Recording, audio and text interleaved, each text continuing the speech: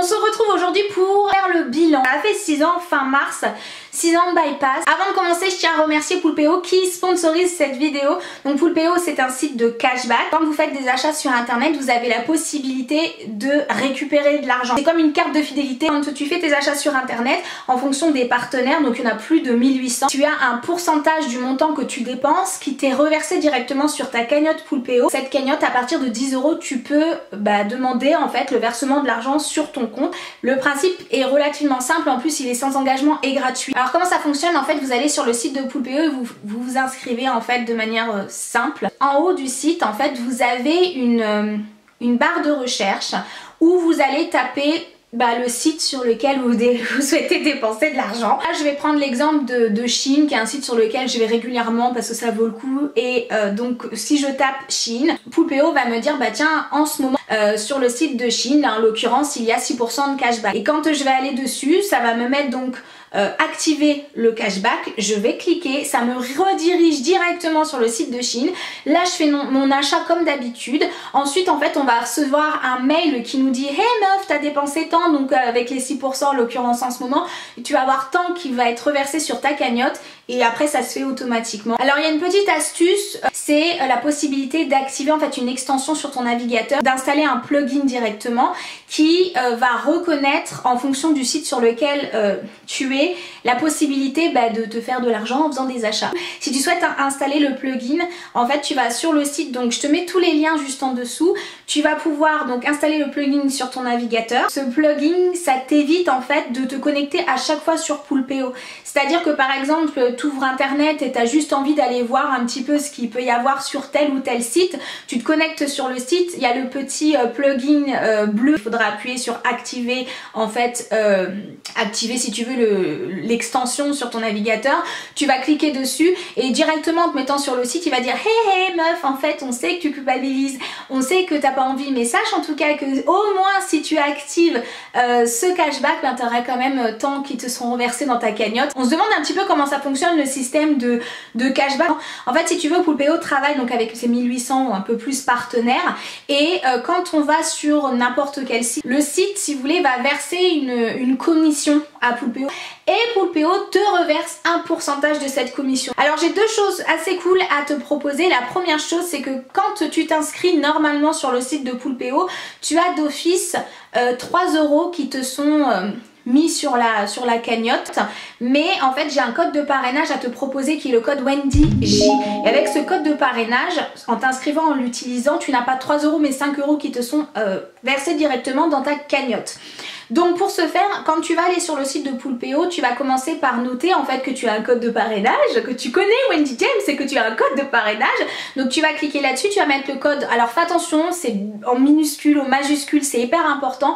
Donc tu mets bien WendyJ en majuscule, tu valides, et comme tu pourras le voir en fait, le 3 € va être rayé au profit du 5 €. Ce qui n'est pas négligeable parce que comme je te l'ai dit, tu peux reverser l'argent de ta cagnotte sur ton compte bancaire à partir de 10 €. Donc tu valides et ensuite tu continues ton inscription en quelques clics. La deuxième chose, c'est que je te propose d'essayer de gagner 100 € de cashback directement sur ta cagnotte Poulpeo. Pour participer en fait c'est simple, ce sont les personnes qui vont s'inscrire dans les 30 jours qui suivent la publication de cette vidéo, donc jusqu'au 14 juin. Les personnes qui vont s'inscrire et qui vont activer le cashback sous 30 jours, donc jusqu'au 14 juin, je le rappelle, pourront être tirées au sort de la part de Poulpeo pour en fait gagner 100 € sur la cagnotte. Alors on va revenir au sujet initial de la vidéo, qui est donc mon bypass, le bilan 6 ans après, déjà 6 ans. Mais avant je vais me présenter parce que peut-être que vous allez tomber sur cette vidéo parce que vous faites des recherches mais que vous ne me connaissez pas. Donc moi mon prénom c'est Wendy, je vais avoir 35 ans bientôt, je suis enceinte de mon deuxième enfant. En 2010 donc j'ai eu un anneau gastrique qui n'a pas fonctionné, ou du moins que je n'ai pas optimisé, et en 2015, en mars 2015, j'ai eu recours à un bypass gastrique. Et quand je me suis fait opérer en 2015, je faisais 162 kg. Mon poids, on va dire de forme, se situe entre 75 et 80 kg, mais là ça compte pas parce que je suis enceinte. Ah oui, et ça peut vous intéresser, je fais 1 m 64. Maintenant on va partir dans le vif du sujet avec 10 points que je souhaite aborder.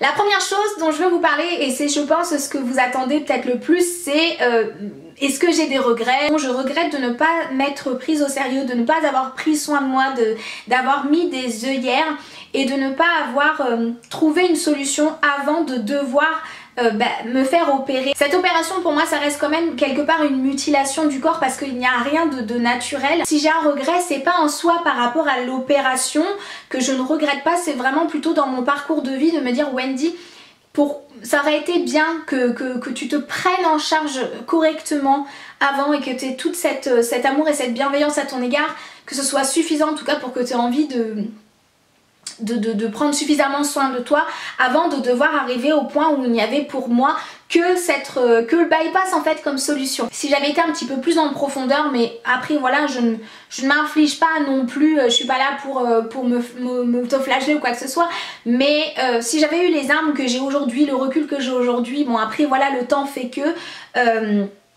j'aurais certainement pas fait l'anneau gastrique sans avoir soigné certaines choses. Par exemple, j'ai appris finalement récemment sur moi, alors que j'étais persuadée au tout départ que ce n'était pas le cas, comme quoi on peut dire un peu ce qu'on veut quand on fait ces opérations là, parce que moi j'en étais persuadée, c'était pas un mensonge que je faisais consciemment, mais j'étais persuadée de ne pas souffrir de TCA et en fait je me suis aperçue récemment en fait que si je souffre d'un TCA, ce TCA c'est la fameuse hyperphagie. Donc l'hyperphagie c'est avoir un besoin, comment vous dire, de se remplir en fait, voilà, il y a un manque, il faut que ce soit rempli, donc on va se remplir avec l'alimentation parce que l'alimentation devient un peu le doudou en fait.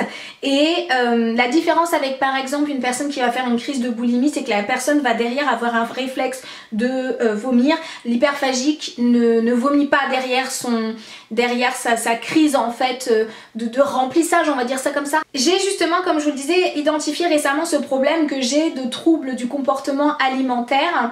Et j'ai aussi identifié que le bypass pour moi et certainement pour d'autres personnes, encore une fois c'est mon expérience, que le bypass ne réglait pas ces problèmes de troubles alimentaires.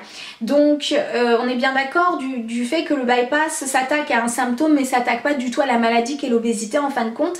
Et c'est que très récemment que vraiment j'ai en fait, non peut-être pas pris conscience, mais peut-être accepté, voilà, peut-être accepté le fait que je faisais de l'hyperphagie. Et c'est grâce à toutes ces personnes qui aujourd'hui sur les réseaux en fin de compte prennent la parole, parlent de tous les TCA, que je remercie, et prenez la parole si vous le pouvez parce que ça permet aux autres d'ouvrir les yeux et ça aidera toujours une personne. Et c'est vrai que si on n'en parlait pas autant, peut-être que j'aurais pas identifié ça, peut-être que ça aurait pas amoindri ma culpabilité et ça m'aurait pas permis de dire ouais Wendy en fait t'as un problème, ouais les crises que tu peux avoir besoin de te remplir, c'est pas normal. Le bypass en fait, donc comme je vous le disais, va travailler sur le fond, sur un symptôme bien précis de l'obésité, mais il y a encore beaucoup de choses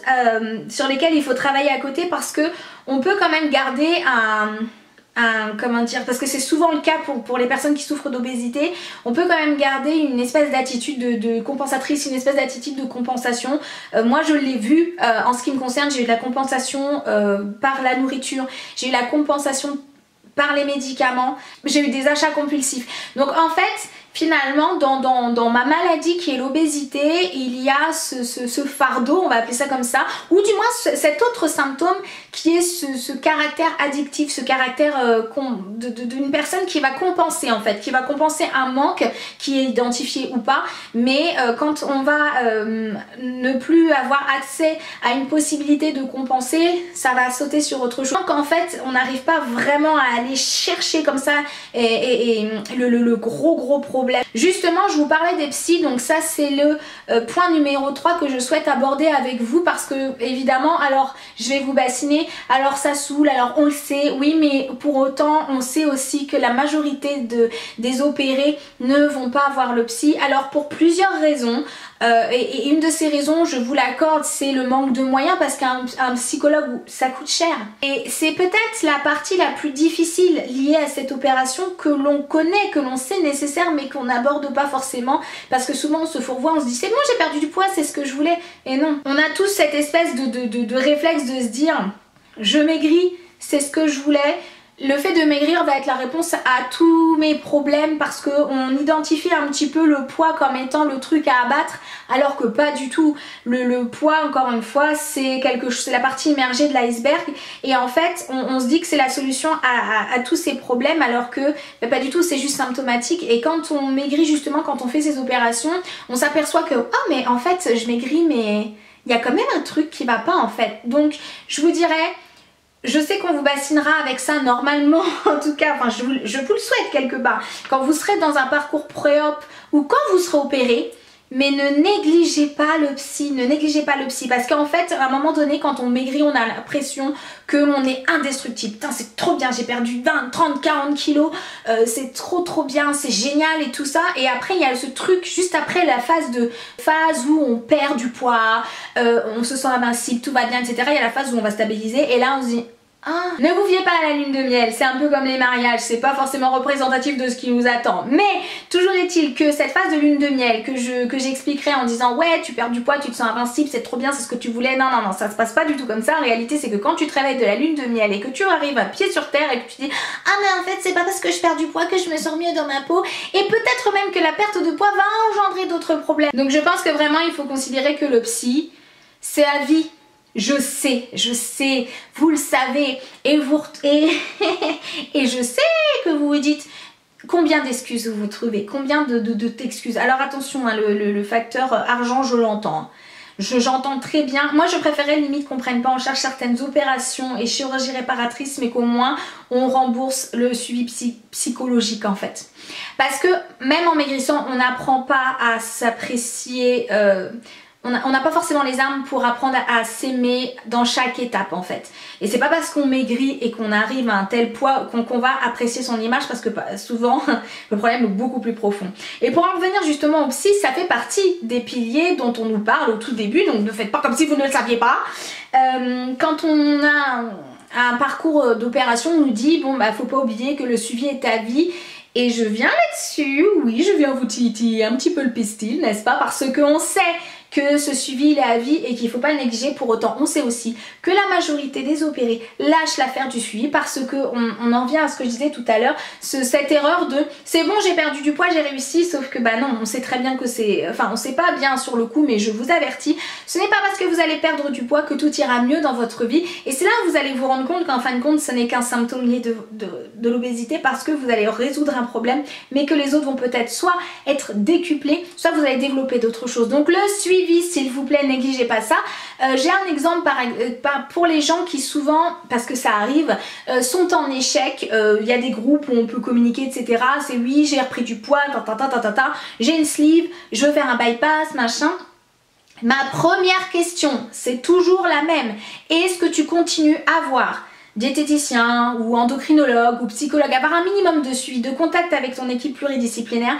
Et la réponse est non, avec des excuses, mais on les connaît, bah non parce que j'ai changé, bah non parce que mon chirurgien, nanana, bah non parce que j'ai des enfants, j'ai pas le temps, non, quand on fait ces opérations, on s'engage à aller mieux. Et je suis pas là pour faire la morale parce qu'attention, hein, je suis pas parfaite du tout, hein, mais je sais vous dire que dans mon expérience de 6 ans d'opérer, c'est un talon d'Achille que vous allez traîner, c'est ce truc de vous dire c'est bon c'est fait. Non, croyez-moi, méfiez-vous, parce que quand au bout de quelques temps vous allez prendre du poids, vous aurez peur de retourner voir les médecins parce que vous aurez honte et vous allez culpabiliser. Donc attention au suivi, parce qu'en fait il ne faut pas vous négliger, il faut continuer à prendre soin de vous, et cela même malgré la perte du poids, parce que je le rappelle que l'obésité est une maladie et que c'est une maladie avec laquelle il faut se battre à vie. Plus tu avances dans le temps et entre guillemets moins l'équipe pluridisciplinaire s'intéresse à toi, c'est une réalité. On est plus suivi au début, après on a un peu plus de mal à avoir des places pour les HDJ etc. Qui d'entre vous continue à avoir des HDJ? Voilà. Ensuite, je vais parler en numéro 5 de la normalisation de ces opérations. Alors j'ai vu évoluer une multitude de choses et d'opérations. Alors je dirais que c'est pour moi pas quand même la seule solution à l'obésité Et d'ailleurs ce n'est pas une solution à l'obésité.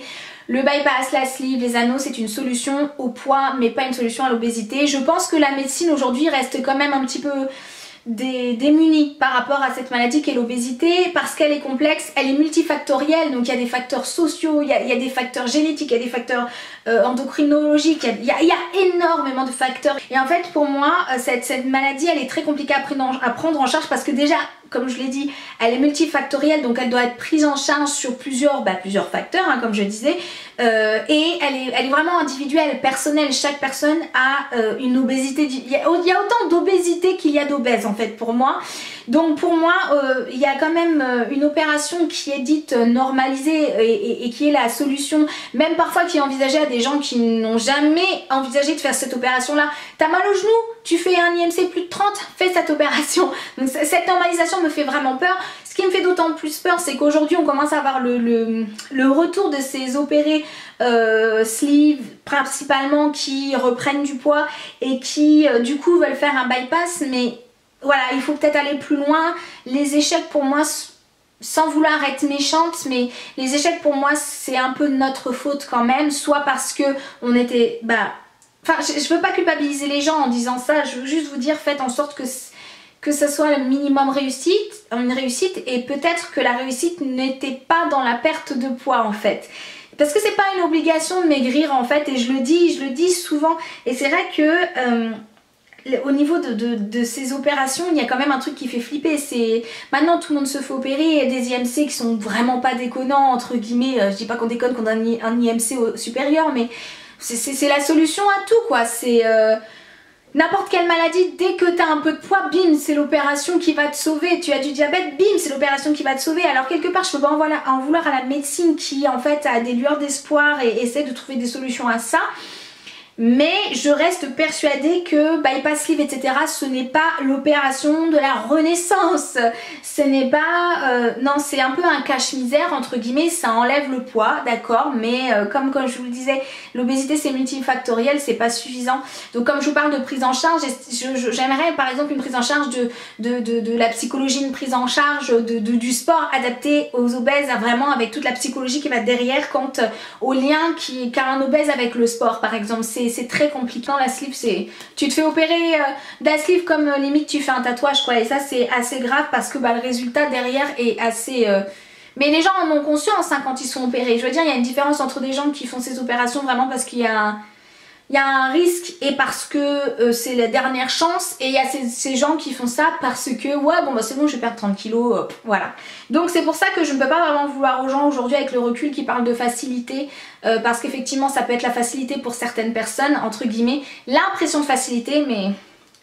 voilà, pas du tout parce que c'est un changement à vie et justement transition pour le 6e point, la vie. Justement je vous dirais que le bypass altère la qualité de vie. Alors au début c'est hyper compliqué parce qu'il faut vraiment se faire à un nouveau corps, se faire à une nouvelle façon de s'alimenter, se faire à avoir des nouveaux rapports sociaux, professionnels etc. Et quand je dis ça c'est parce qu'il peut y avoir des diarrhées, des vomissements, des aigreurs, des douleurs, des problèmes qui sont liés au bypass, à cause des bypass, des hernies, on entend beaucoup parler des gens qui ont des hernies suite au sleeve, des gros problèmes de reflux qui derrière sont obligés de faire des bypass etc. Donc non, c'est pas sans conséquence, il y a des problèmes il y a des gens qui ont une altération de vie assez profonde. En ce qui me concerne, moi ce qui m'a le plus changé par rapport au bypass c'est la fatigue. J'en ai parlé.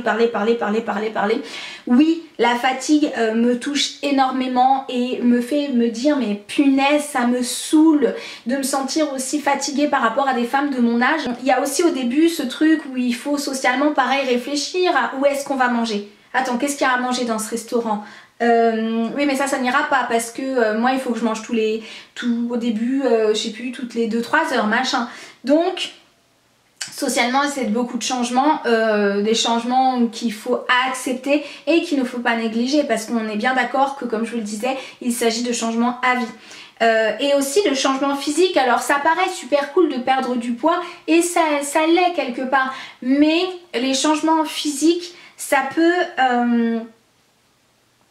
comment dire, on peut se sentir mieux dans son physique parce qu'on a perdu du poids, mais comme je vous l'ai dit, on a des comportements parfois de compensation parce qu'on peut pas manger ce qu'on veut ou quoi que ce soit, donc on va compenser différemment et le bypass peut engendrer d'autres soucis de santé, les dents, la fragilité des dents par exemple, c'est quelque chose que moi j'ai, le reflux en fait que l'on a avec un bypass ou une sleeve ou quoi que ce soit, engendre, alors moi j'avais un petit peu de reflux de base, je suis quelqu'un de sensible à l'estomac, c'est de famille, des problèmes de dents en fait, les dents qui font plus de caries. Moi j'ai les dents qui font beaucoup plus de caries alors qu'à la base j'avais une super dentition, mais parce que le reflux attaque mes dents, donc voilà. Et donc pour en venir au point numéro 7 justement qui est le corps, et ben la dysmorphophobie, le fait de pas vraiment savoir l'appropriation de son corps en fait, avoir toujours un peu une image biaisée, ou alors un excès de confiance en soi qui peut changer complètement les gens.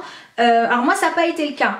J'ai pas eu un gros excès de confiance en moi, alors j'ai eu un besoin à un moment donné de me montrer, de me faire rassurer, etc. Ça, je pense qu'on passe tous un petit peu par là, mais moi c'est passé au bout d'un moment, mais je vois des gens qui sont opérés depuis 4-5 ans et qui continuent encore à chercher l'approbation des gens, les compliments des gens, et qui se cherchent en fait. Juste, je dirais au bout de 6 ans qu'on fait pas ces opérations pour être beau, parce que je pense que dans le fond il y a un besoin esthétique. Comme je disais, moi je l'ai fait pour des besoins médicaux, mais je pense qu'il y a aussi ce truc où tu te dis, bon on va faire d'une pierre deux coups, c'est vrai que je me sentirais plus jolie, un peu plus maigre, etc. Ce qui n'est pas forcément le cas. Mais il y a cette recherche en fait pour certains, on se recherche en fait qui est-ce que j'ai en face du miroir, c'est pas toujours simple, et surtout je dirais qu'on peut tomber dans les travers des excès de chirurgie réparatrice, il y a des personnes qui perdent du poids et qui pensaient que c'était justement, comme je vous l'ai dit, la solution à tous les problèmes, et qui s'aperçoivent qu'en fait, moi j'ai vu des personnes se faire opérer et devenir devenir moins bien en fait, enfin pas physiquement hein, mais moins bien dans leur peau. Et quand tu vois certaines personnes qui ont ce regard très dur sur leur corps, sur leur esthétique, et qui confondent un peu tout et qui cherchent une perfection qu'ils n'auront jamais parce qu'ils seront jamais satisfaits, qu'ils n'ont pas travaillé sur l'estime d'eux-mêmes, qui n'ont pas travaillé sur leur image, qui n'ont pas travaillé sur l'amour d'eux-mêmes, et qui ont été justement dans des carcans en fait superficielles, et qui ont commencé la chirurgie réparatrice et qui font de la chirurgie esthétique et qui derrière vont faire de la médecine esthétique, et ce sera jamais assez. En fait c'est une quête de perfection esthétique ils seront jamais satisfaits ces gens-là, et c'est hyper triste parce que ils continueront à faire de plus en plus de modifications corporelles pour essayer en fait d'atteindre un idéal, et leur idéal est une chimère, donc forcément ça n'ira jamais. Et effectivement on voit ces gens-là toujours plus, enfin il y a un petit bout de peau, moi voilà, j'ai mes bras, j'ai pensé à les faire, après j'ai plus envie, enfin voilà, et moi vraiment je pourrais les faire quoi, mais regardez quand même, je pourrais les faire, mais c'est parce que un coup ça me dit, un coup ça me dit pas. Mais il y a des gens pour un moindre petit truc, pour une petite vergeture, pour un petit truc, bim, ça y est, ils vont faire toutes ces opérations réparatrices parce que c'était pas suffisant, et parce qu'en fait ils ont fait ces opérations peut-être pour les mauvaises raisons, pour être esthétiquement meilleur on va dire, mais que c'était pas forcément selon moi pour des besoins médicaux, parce que si vraiment c'était ça, il n'y aurait pas cette recherche de perfection derrière, ou peut-être que c'est le cas, mais en tout cas il faut vraiment travailler dessus. Et c'est souvent en fait là où je trouve assez c'est un jugement hein, quelque part, mais bon quand on réfléchit bien, c'est des personnes qui n'ont jamais l'argent pour aller se soigner la tête, mais qui ont toujours l'argent pour faire une chirurgie supplémentaire par exemple. Et je pense pas que ce soit là, on peut faire les deux tu vois, mais je pense qu'il faut réussir à trouver un équilibre, et quand on part dans ces travers là avec son corps, je pense qu'on prend le mauvais chemin. Alors je suis pas du tout anti chirurgie esthétique ou médecine esthétique, bien au contraire, si j'avais les moyens j'aurais refait des choses, et encore, mais je pense que j'aurais refait ma poitrine, j'aurais refait les naseaux, enfin ça, et encore, et c'est tout quoi. Je m'attends pas je veux pas être parfaite, je voulais être en santé, et en fait je pense qu'elle est là la différence entre ceux qui sont opérés pour être minces et ceux qui sont opérés pour être vivants. Au 8e point, la reprise du poids. Quand je me suis fait opérer, le professeur qui a fait l'opération m'a expliqué que de manière tout à fait classique et normale, dans le poids que je perdrai, je reprendrai 10% de ce que j'ai perdu. Donc oui, il y a cette éventualité de prendre les 10%, ce qui est normal puisque c'est le corps qui stabilise et qui cherche un peu son point de chute. Et effectivement il y a des échecs et je crois même pouvoir dire que la majorité de ces opérations sont des échecs. Un échec sur la maladie qui est l'obésité. Et oui, c'est une maladie qui est hyper compliquée à prendre en charge et cette opération ne prend pas en charge tous les facteurs multifactoriels qui la constituent. Donc cette opération, c'est se surveiller, c'est s'observer, ne pas abandonner, ne pas se mettre des œillères, ne pas se dire bon c'est rien, non, c'est ne pas lâcher l'affaire. Quand tu vas dans ce type d'opération, dis-toi que vraiment c'est pas fait pour que la vie soit un long fleuve tranquille. Ça peut aller bien pendant des mois, puis d'un seul coup, bim, t'as un petit truc qui te... Ça peut arriver, bah non mais carrément quoi, la mouche elle se pose sur moi mais il n'y a plus de respect quoi. Donc voilà, pour être honnête, je pense que c'est un combat à vie. On a encore, on a beaucoup de cicatrices, on a beaucoup de travers. Je vous parle par exemple des régimes, on va parler des régimes justement, on parle de la reprise de poids qui concerne quand même pas mal de personnes, pour pas dire la majorité, ce qui heureusement pour l'instant ne me touche pas, mais se sous-alimenter par exemple en se disant oh là là, avec mon bypass ou ma sleeve ça va pas du tout, j'ai pris 2 kilos, même si on dit c'est pas grave, il y a quand même ce truc chafouiné où tu dis putain fais chier quoi, j'ai fait cette opération là et je grossis quoi. Et cette reprise de poids, elle peut être très très mal vécue, même si des fois on se dit bon allez c'est bon, c'est pas grave, mais il y a quand même ce truc, cette empreinte qui fait que tu veux pas grossir. Donc, et puis c'est normal, tu as fait cette opération là, c'est pas pour reprendre du poids. Donc il peut y avoir ce réflexe de je vais me sous-alimenter, je vais reperdre ces 2 kilos, etc. Et c'est ça qui fait prendre du poids et on sait très bien comment fonctionne un corps d'obèse. Mais moi la première, ça nous arrivera et ça nous arrive de retomber dans les travers et le bypass ne peut pas... régler ça du tout. C'est pas le bypass qui va t'empêcher d'aller dans des schémas que tu connais que trop bien en fait. Donc comme je disais, surtout quand il y a la pré-prise de poids, c'est souvent après la lune de miel parce que t'as 2 ans on va dire, où tu vas perdre vraiment parce que ton estomac sera tellement petit et ton apport en alimentation sera tellement petit que tu vas perdre du poids. Mais après en fait c'est là où tu as intérêt à avoir pris les bons réflexes pendant les 2 ans, avoir été suivi pendant les 2 ans, avoir appris sur toi, sur comment fonctionne ton corps, etc. Parce que sinon tu te retrouves désarmé sans t'as l'aide mécanique mais elle fonctionne moins parce que c'est l'idée. Et là si tu n'as pas appris de ton parcours en fait, si tu n'as pas appris de ton parcours de vie, si tu n'as pas appris qui tu étais, si tu n'as pas appris quelle était ta sensibilité, quelles étaient tes failles, si tu n'as pas travaillé sur le psy, etc. Ah bah là tu te retrouves dans une flaque, alors là complètement paumée quoi, c'est-à-dire ouais j'ai perdu mes kilos mais attends je suis en train de reperdre du poids mais je comprends pas parce que et ben ouais c'est comme ça qu'on fait des erreurs, davantage d'erreurs, et parce qu'on supporte pas la prise de poids. Et ça, moi la première, hein, quand au tout début je reprenais, j'avais repris un petit peu de poids, et puis après j'ai retravaillé, mais oui en fait c'est ça, c'est un travail d'être opéré, et c'est un travail qu'on peut aussi voir notamment par rapport au 9e point qui est la grossesse. Pourquoi je parle de la grossesse? Parce que déjà c'est très souvent où on pose la question entre sleeve, bypass, anneau et grossesse, et je vous dirais oui c'est possible, oui c'est difficile. Il y a un suivi plus à faire. Quand vous voulez faire un enfant, allez consulter votre chirurgien. Si vous n'êtes plus en contact avec lui, s'il vous plaît, reprenez contact pour faire un point, pour faire vos examens, vos prises de sang. Moi ça me rend ouf quand je vois que la majorité des gens ne font même pas de prise de sang pour savoir où sont leurs carences. Vous avez conscience que des carences peuvent quand même amoindrir les capacités de votre cerveau ou de votre corps. Je sais pas pour faire la morale, là je suis là pour vous dire les trucs vraiment comme je le dirais à moi-même, comme un miroir en fait. D'ailleurs j'ai le retour, donc c'est un peu à moi que je parle quelque part, parce que les erreurs dont je parle, je les ai faites aussi. Il faut pas faire n'importe quoi, surtout pas avec une grossesse. Alors c'est pour ça que les médecins nous disent attention, il faut au moins 18 mois je crois, ou 24 mois, je sais plus, avant de faire un enfant. C'est qu'il y a une raison, c'est qu'en fait tu es en malnutrition. Comment tu veux que ton enfant il évolue correctement? C'est difficile. Après il peut y avoir des accidents, après tu peux avoir grandement envie de faire un enfant, donc ça fait peu importe. Mais dans tous les cas, faites-vous suivre hyper correctement, parce que là c'est pas vous, c'est pas que vous, c'est aussi la vie d'un enfant. Et oui, faire un enfant avec ces opérations là c'est une fatigue plus et c'est pas simple du tout, et surtout ce qui est pas évident, et on pourra en parler avec ma petite Céline en fait, qui a parlé de ça notamment pour la reprise de poids de sa grossesse. Bah oui, tu reprends certainement du poids quand en règle générale pendant ta grossesse. Moi pour Elia j'en ai pris 26, là j'en suis déjà à 15. Bah c'est pas simple à gérer, c'est pas simple à gérer parce que bah, si t'as, encore une fois, t'es pas armé pour accepter que c'est une phase durant laquelle bah, tu vas à nouveau rechanger de corps, et c'est pas évident de changer 50 fois de morphologie, que tu vas à nouveau changer, que tu vas reprendre du poids, que ton corps tu vas à nouveau devoir te le réapproprier, etc.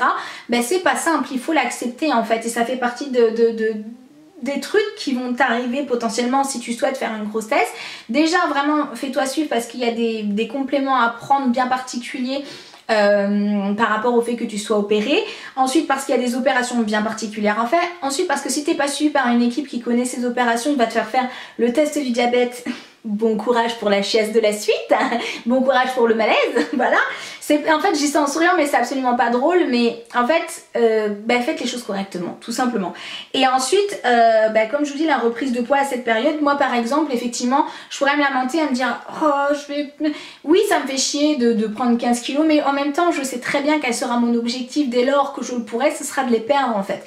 Donc c'est pas très grave en fin de compte, mais il faut intégrer que voilà, c'est pas parce que tu fais cette opération là que tu es sauvé de la prise de poids, enfin c'est voilà. Donc la grossesse, surveillance plus et très fatigant, beaucoup plus fatigant que ça ne l'est d'ordinaire. Ensuite, ben, pour terminer, le numéro 10, ben, je dirais un bilan. Donc le bilan c'est, si c'était à refaire, et ben je le referais 1000 fois. Même si je connais tous les tenants, tous les aboutissants et qu'il y a des choses négatives, j'en suis hyper fière parce que justement ce parcours de vie que m'a offert le bypass depuis 6 ans, j'ai jamais autant connu et autant réfléchi sur ce que c'était que l'obésité. Donc il m'a permis effectivement de perdre du poids, mais ça m'a permis notamment de comprendre qui j'étais. Et quand vous perdez du poids, vous gagnez pas la guerre, vous gagnez juste une bataille, mais vous n'avez pas gagné la guerre. C'est pas parce que tu as perdu 30, 40, 50 kilos que tu as gagné la guerre. Non, tu as juste gagné une bataille. Et crois-moi, des batailles, tu vas en avoir. Avancer, continuer d'avancer, parce que la perte du poids, c'est pas l'arrivée du tout, quoi. C'est pas l'arrivée. En tout cas, ben, moi je vous souhaite vraiment du courage. Et si vous avez besoin, vous n'hésitez pas. Si vous avez besoin de m'écrire, plutôt sur Instagram, donc vous tapez Wendy James sur Insta. Et puis j'attends vos réactions. Voilà, bon je vous fais des bisous. Mouah.